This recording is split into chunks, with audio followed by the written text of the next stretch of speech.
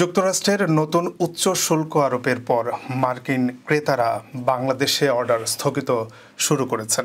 বিষয়টি দেশের অর্থনীতির প্রধান চালিকা শক্তি পোশাক শিল্পে গভীর উদ্বেগের জন্ম দিয়েছে।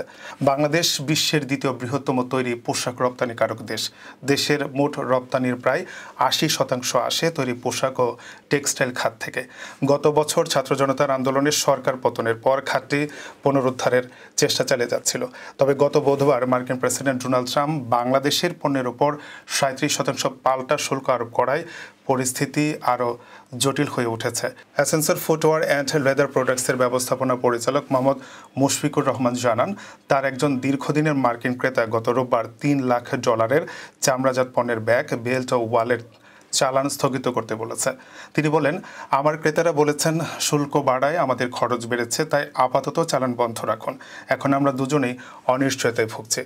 গত অর্থবছরে বাংলাদেশ যুক্তরাষ্ট্রে প্রায় $৮.৪ বিলিয়ন পণ্য রপ্তানি করেছে, যার মধ্যে $৭.৩৪ বিলিয়ন এসেছে তৈরি পোশাক খাত থেকে।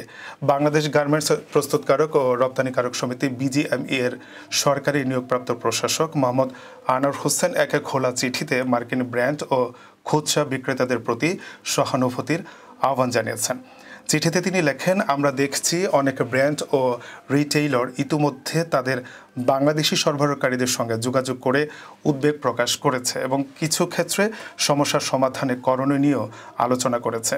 আনোয়ার হোসেন আরও বলেন, আমরা পরিস্থিতির জটিলতা বুঝি, তবে এখনই এই বাড়তি চাপ সরবরাহকারীদের উপর চাপিয়ে দিলে সেটি খাতটির উপর ভয়াবহ প্রভাব ফেলবে।